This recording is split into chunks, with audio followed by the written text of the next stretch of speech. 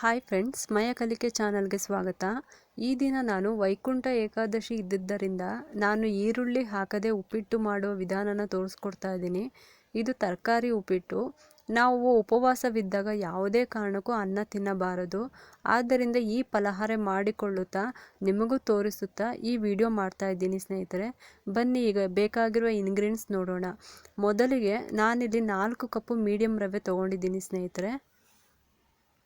8 ರಿಂದ 9 ಹಸಿಮೆಣಸಿನಕಾಯಿ, ಕೊತ್ತಂಬರಿ ಸ್ವಲ್ಪ, ಕರಿಬೇವು ಸ್ವಲ್ಪ, ಶುಂಠಿ ಸ್ವಲ್ಪ, 2 ಕ್ಯಾರೆಟು, 7 ರಿಂದ 8 ಹುರುಳಿಕಾಯಿನ ತೊಗೊಂಡು ಕಟ್ ಮಾಡ್ಕೊಂಡಿದ್ದೀನಿ ಸ್ನೇಹಿತರೆ.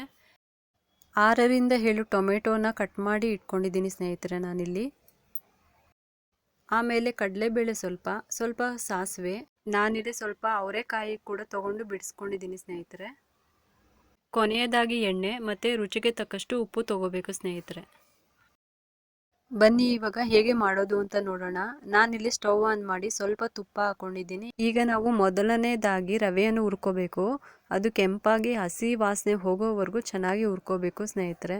ಬನ್ನಿ ಇವಾಗ ರವೆ ಹಾಕೊಂಡು ಹುರ್ಕೊಳ್ಳೋಣ. ನಾವು ರವೆನ ಹುರ್ಕೋಬೇಕಾದ್ರೆ ಸ್ಟವ್ ಲೋ ಫ್ಲೇಮಲ್ಲೇ ಇರಬೇಕು.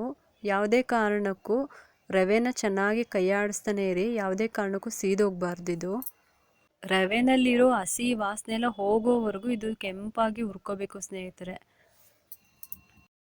ಈಗ ನೋಡಿ, ರವೆಯಲ್ಲಿರುವ ಹಸಿ ವಾಸನೆ ಹೋಗಿ ರವೆ ಹುರಿದಿರುವ ಘಮ ವಾಸನೆ ಬರ್ತಾ ಇದೆ. ಇದೇ ರೀತಿ ನಾನು ಉಳಿದೆಲ್ಲ ರವೆ ಹುರ್ಕೊಂಡು ಬರ್ತೀನಿ. ಈಗ ರವೆನ ನಾನು ಸಂಪೂರ್ಣವಾಗಿ ಹುರ್ಕೊಂಡಿದ್ದೀನಿ ಸ್ನೇಹಿತರೆ. ಈಗ ಸ್ಟವ್ ಆನ್ ಮಾಡಿ ಬಾಣಲಿ ಇಟ್ಟು ಎಣ್ಣೆ ಹಾಕೋಣ. ಬಾಣಲಿಗೆ ಎಣ್ಣೆ ಹಾಕಿ ನಾನು ಆಲ್ರೆಡಿ ಸಾಸಿವೆ ಮತ್ತು ಕಡಲೆಬೇಳೆನ ಹಾಕ್ಕೊಂಡು ಹುರ್ಕೊಂಡಿದ್ದೀನಿ ಸ್ನೇಹಿತರೆ.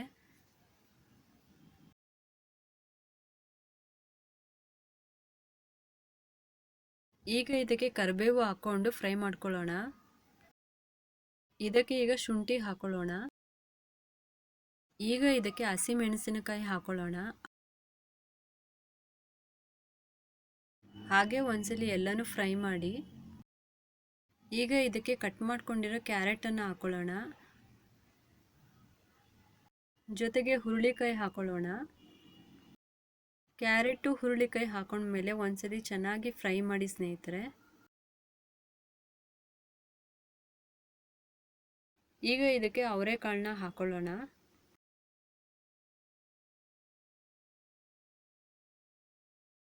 ಮತ್ತೇನು ಎಲ್ಲನೂ ಸೇರಿಸಿ ಒಂದ್ಸಲಿ ಚೆನ್ನಾಗಿ ಫ್ರೈ ಮಾಡಿ ಸ್ನೇಹಿತರೆ. ಪ್ರತಿಯೊಂದು ಇಂಗ್ರೀಡಿಯೆಂಟ್ಸ್ ಹಾಕಿದ್ಮೇಲೆ ಕೂಡ ಚೆನ್ನಾಗಿ ಅದನ್ನು ಮಿಕ್ಸ್ ಮಾಡಬೇಕು. ಈಗ ತರಕಾರಿ ಎಲ್ಲ ಫ್ರೈ ಆಗಿದೆ ಸ್ನೇಹಿತರೆ. ಈಗ ನಾವು ಇದಕ್ಕೆ ಟೊಮೆಟೊನ ಹಾಕೊಳ್ಳೋಣ. ಮತ್ತು ಎಲ್ಲ ಇಂಗ್ರೀಡಿಯೆಂಟ್ಸ್ನ ಮಿಕ್ಸ್ ಮಾಡಿ ಫ್ರೈ ಮಾಡ್ಕೊಳ್ಳೋಣ. ಇದೆಲ್ಲನೂ ಫ್ರೈ ಹೇಗೆ ಆಗಬೇಕು ಅಂದರೆ ಸ್ನೇಹಿತರೆ, ಎಲ್ಲ ಚೆನ್ನಾಗಿ ಬೆಂದು ಎಣ್ಣೆ ಮೇಲೆ ಬರಬೇಕು. ಆಗ ಇದು ಫ್ರೈ ಚೆನ್ನಾಗಿ ಆಗಿದೆ ಅಂತ ಅರ್ಥ. ಈಗ ಇದಕ್ಕೆ ನಾವು ನೀರು ಹಾಕೊಳ್ಳೋಣ. ಈಗ ಇದಕ್ಕೆ ರುಚಿಗೆ ತಕ್ಕಷ್ಟು ಉಪ್ಪನ್ನು ಹಾಕೊಳ್ಳೋಣ. ರುಚಿಗೆ ತಕ್ಕಷ್ಟು ಉಪ್ಪು ಹಾಕಿದ ಮೇಲೆ ಈಗ ನೀರು ಕುದಿಯಲು ಬಿಡೋಣ.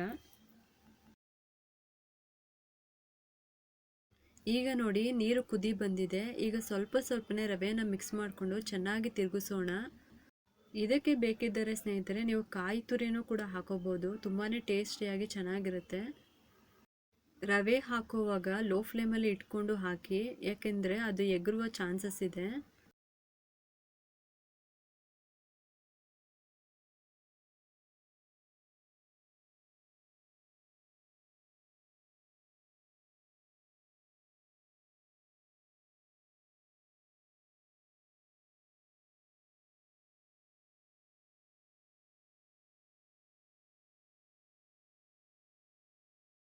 ಈಗ ಮತ್ತೊಮ್ಮೆ ಚೆನ್ನಾಗಿ ನೀರು, ಆ ರವೆ, ತರಕಾರಿಗಳು ಎಲ್ಲನೂ ಮಿಕ್ಸ್ ಆಗೋ ರೀತಿಲಿ ಚೆನ್ನಾಗಿ ತಿರುಗಿಸ್ತಾ ಇರಿ ಸ್ನೇಹಿತರೆ. ನೀವು ಬೇಕಿದ್ದರೆ ಅರಿಶಿನ ಕೂಡ ಹಾಕೋಬೋದು, ಆದರೆ ನಾನಿಲ್ಲಿ ಹಾಕೊಂಡಿಲ್ಲ. ನೀರಿನ ಅಂಶ ಹೋಗೋವರೆಗೂ ಇದೇ ರೀತಿ ರವೆನ ಮಿಕ್ಸ್ ಮಾಡ್ತಾನೆ ಇರಬೇಕು. ಈಗ ನೋಡಿ, ನೀರೆಲ್ಲ ಹೋಗಿದೆ, ರವೆ ಮಾತ್ರ ಕಾಣಿಸ್ತಾ ಇದೆ ನೋಡಿ ಸ್ನೇಹಿತರೆ. ಈಗ ನಾವು ಮಾಡಿರೋ ಉಪ್ಪಿಟ್ಟು ರೆಡಿ ಆಗಿದೆ ಸ್ನೇಹಿತರೆ. ಕೊನೆಯದಾಗಿ ನಾವು ಹಚ್ಕೊಂಡಿದ್ದ ಕೊತ್ತಂಬರಿ ಸೊಪ್ಪನ್ನು ಹಾಕಿ ಡೆಕೋರೇಟ್ ಮಾಡ್ಕೊಳ್ಳೋಣ. ನೋಡಿ, ಈಗ ನಮ್ಮ ಉಪ್ಪಿಟ್ಟು ರೆಡಿ ಆಗಿದೆ ಸ್ನೇಹಿತರೆ. ಈ ಉಪ್ಪಿಟ್ಟು ನಿಮಗೆ ಇಷ್ಟವಾಗಿದ್ದರೆ ಒಂದು ಲೈಕ್ ಮಾಡಿ ಮತ್ತು ಸಬ್ಸ್ಕ್ರೈಬ್ ಮಾಡಲು ಮರಿಬೇಡಿ ಸ್ನೇಹಿತರೆ. Thank you.